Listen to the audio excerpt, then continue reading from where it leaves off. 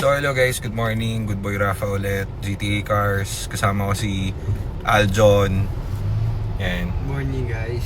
So, sad news kasi meron kaming nirelease na kotse, EcoSport, parang eksaktong a year ago, yung sa babae na EcoSport ano. So, si Ma'am Greya. Hello Ma'am Greya. Ako ang nagbenta sa inyo ng EcoSport, baka nakalimutan nyo. So, anyhow, ang nangyari sa kanya ay matindi. Naka-schedule dapat siya for maintenance. Hindi pa dito nagpapa-maintenance, basta binili lang nila yung kotse dito. So gamit nila yun for a year. Tapos lahat ng technical support kasi lahat naman sinasagot namin. Basta mag-inquire ka sa amin, sasagutin ka namin, walang problem. Ngayon, tinuturuan na lang namin siya kung anong mga dapat na sa kotse, ganyan. So wala siya naging problem doon sa kotse. Pinangharabas siya niyan gamit niya workhorse yan.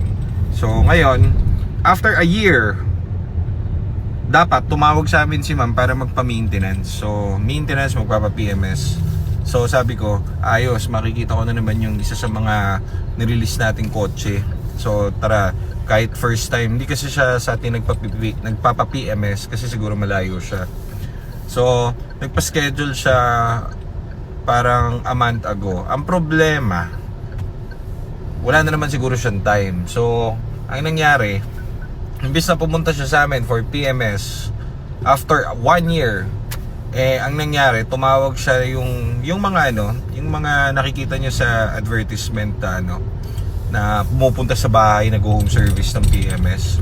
So okay lang yan, wala namang problem doon. Kaso nagkaroon siya ng problem, parang ganun. So tumawag nga siya ng on-call, tapos change ano ba yung ginawa? Change oil, change battery, nilinis daw yung preno, ganun.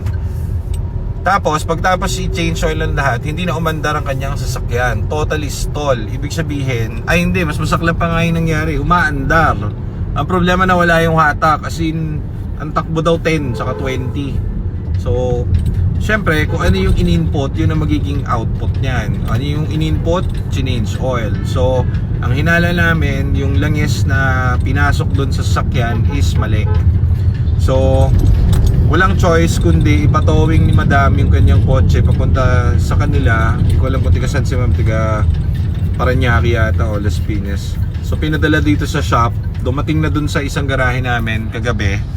So, titignan natin kung ano yung findings natin dun sa kotse. So, sayang, pero 1001% yon dahil yun dun sa huling ginawa dun sa kotse. Kasi kung isipin mo, isang buong taon na walang problema ang kotse, tapos change oil, nagkaroon. So may mga ganun talaga, malalaman lang natin kapag sinipat natin. Pero kahapon nagbigay na ng brief inspection yung head mechanic natin doon at sabi niya kakaiba daw yung takbo. So tinignan niya yung langis, iba yung consistency ng langis. So mamaya bablog natin, tingnan natin kung ano ang nangyari sa kanya para extra knowledge para doon sa mga naka-Ford din na sasakyan. Okay, so John, mag-drive ka lang, akong bahala sa vlog.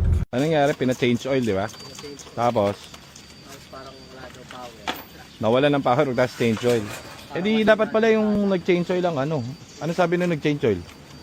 Wala pa sila sa Eh di ba dapat naka-schedule siya sa atin ng maintenance? kaso may pasok daw siya.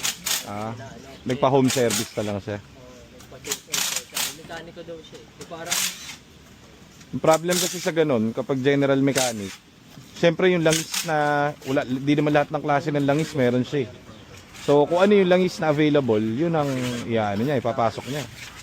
So ito yung kay Ma'am Greya. Anong problem pre? Anong nakita natin? Yun, hindi pa naman natin nabubuksan. Pero Bubuksan natin yung oil pan. Oh, May mga sludge. May mga kaid na agad na ribaba. May mga rebaba na. So after a year yan. So Ayun.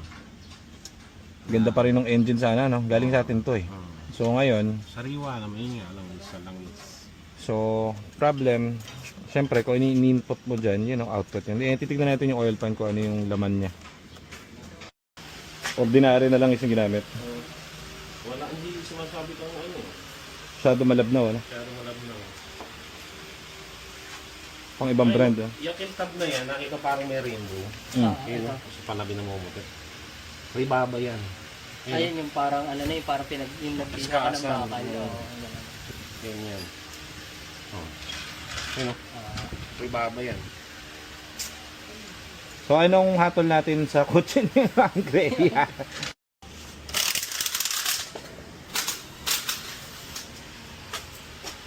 Meron. May mga parang bakal eh. Galing dulos. Cuidado eh. Dami eh. Kaskasan. Bakal yun eh.